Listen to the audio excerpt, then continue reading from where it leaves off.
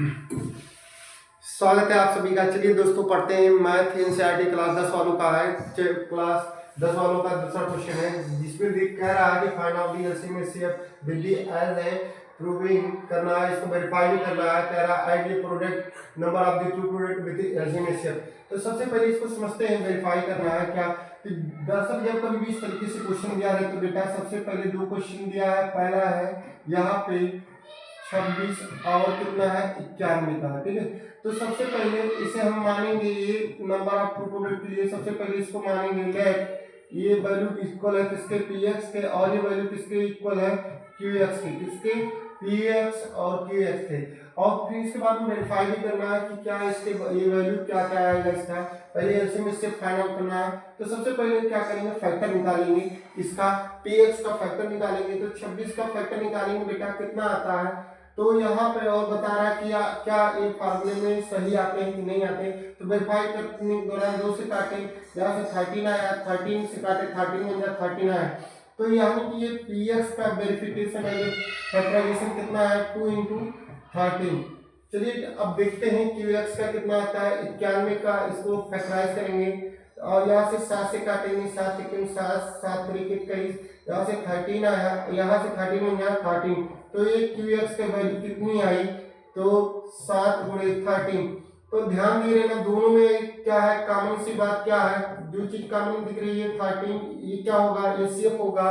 और एलसीएम कितना होगा, तो एलसीएम ध्यान दे रहे बेटा, जो कटा उसको एक बार लिखा जाएगा, जो बचा हुआ रिमेनिंग में उसको एक बार ही लिखा जाएगा। तो यहाँ से कितना हुआ 182 आएगा, कितना आएगा 182। लेकिन अब वेरीफाई करना है, ठीक है। तो ये हमारा एलसीएम का वैल्यू कितना आया 182। तो एलसीएम इससे फाइंड हो गया, ठीक है। लेकिन अब इसका वेरीफाई देखिए, यहाँ पे क्या वेरीफाई करिए। तो चलिए देखते हैं वेरीफाई, ठीक है। सबसे पहले LCM multiply by HCF equal to p x, number of product के पीएक्स इंटू क्यूएक्स। ध्यान दे रहे ना, इस तरीके से कोई भी संख्या रहती है तो इसे नंबर ऑफ प्रोडक्ट कहा जाता है, ठीक है। नंबर ऑफ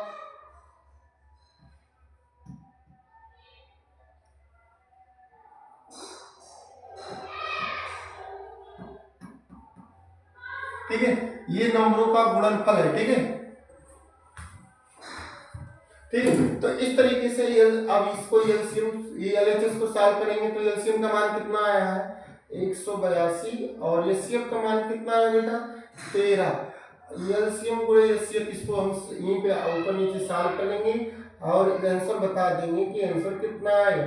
3 × 2 = 6, 8 × 3 = 24 और 3 × 24, 3 × 3 3 × 2 5 2 8 1। तो यहाँ पे कितना है 6 6, यहाँ से कितना 8 5 13, यहाँ से 23 66। इस तरीके से हमारा एलएचएस आया।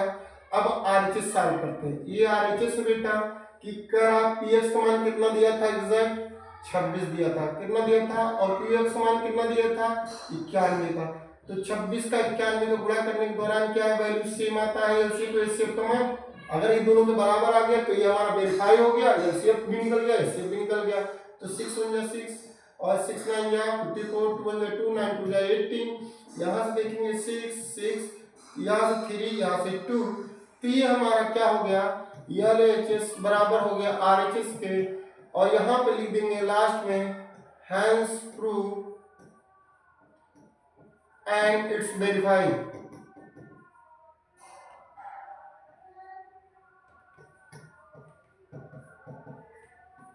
इस तरीके से आपको क्वेश्चन को करना है। आई होप आपको समझ में आया होगा। Thank you class.